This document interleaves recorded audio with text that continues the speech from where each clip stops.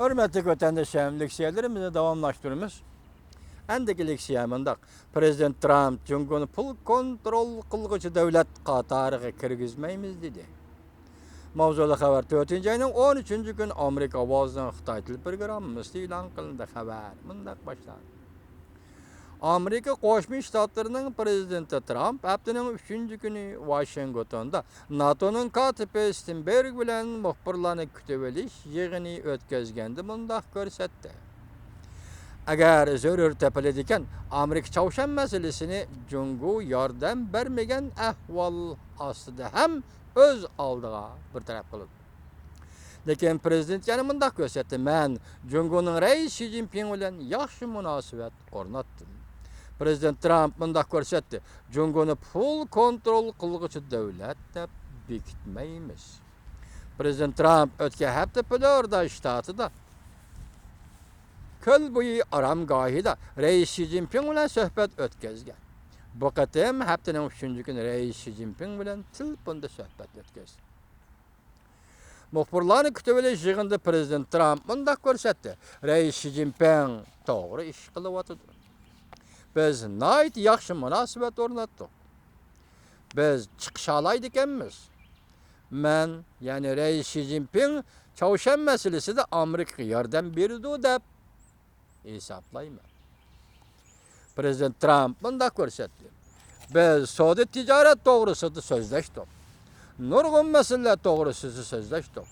Men deymanki, sizlar imzolaydigan yaxshi savdo kelishimining chorasi Chavshan masalasida bizga yordam berish. Undaq bo'lmaydi ekan, biz Chavshan masalasi o'z oldimizga hal qilamiz. Undaqda bo'ladi. O'z oldimizga hal qilamiz deganimiz nurg'un davlatlar bilan birlashib hal qilishdan derak berdi" deb ko'rsatdi prezident Trump. Prezident Trump ayni chog'da saylam jarayonida Jungoga hujum qilib, bu davlatning savdo siyosatini tanqid qilgan.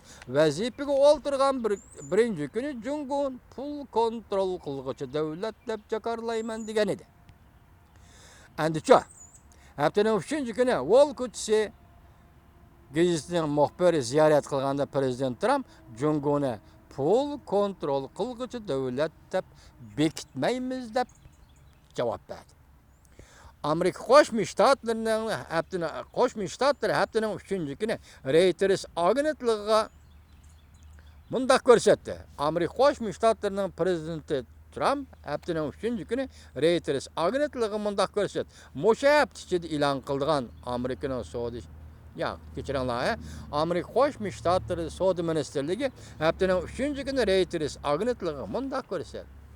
O'sha hafta ichida e'lon qilingan Amerikaning savdo sheriklarining pul siyosati to'g'risidagi yillik dokladga Jungo pulni kontrol qilg'uchi davlat degan bir jumlani kirgizmaydigan bo'ldi.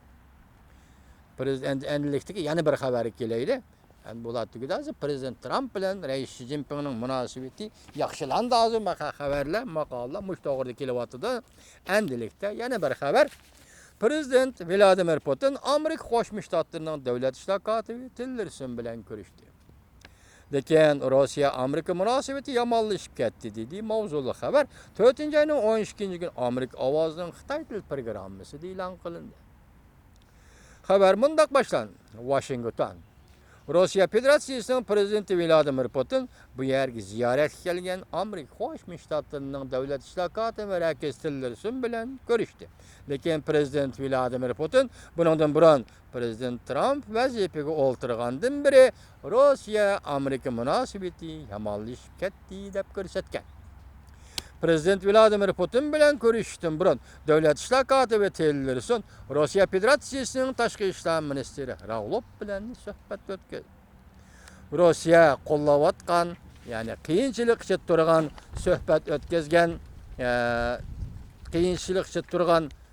suhbat o'tkazganda Rossiya qo'llayotgan qiyinchilik ichida qolgan Suriyaning prezidenti Asadni Amerika o'tgan hafta qurollarni ximiya qurol ishlab qirg'in qildi degan jinoyat bilan bombardimon qildi. Bu to'g'rida Amerika Qo'shma Shtatlarining davlat ishlar kotibi Tillerson bilan Rossiya Federatsiyasi tashqi ishlar ministrligining ministri Ravlov keskin munozara qilishdi. Ravlov davlat ishlar kotibi Tillerson bilan suhbat o'tkazganda bunday dedi: Amerikadan kelgan intayin mujmal va ziddiyatlik bayonotdan gumonlanib qoldi. Rossiya Federatsiyasining tashqi ishlar ministri Ravlov biz prezident Trampning haqiqiy maqsadini tushunishimiz kerak deb ko'rsatdi. Ravlov bunday ko'rsatdi: biz yaqinda Suriyaga qonunsiz hujum qilgan cho'chitadigan harakatni ko'rdik. Bu harakat prezident Tramp buyruq tushirib Suriyaga raketa hujumi qo'zg'agan harakat edi. Minister Ravlov bunday ko'rsatdi: kelgusida bunday ishlarning sodir bo'lish xatarining oldini olishimiz kerak.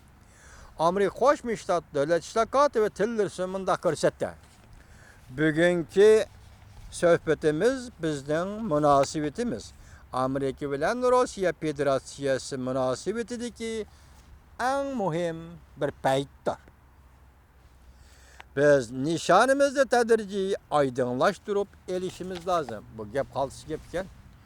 Tahlil qilolmaymiz buni endi, lekin qaltis gap ekan. Biz nishonimizni tadrijiy oydinlashtirib elishimiz lozim.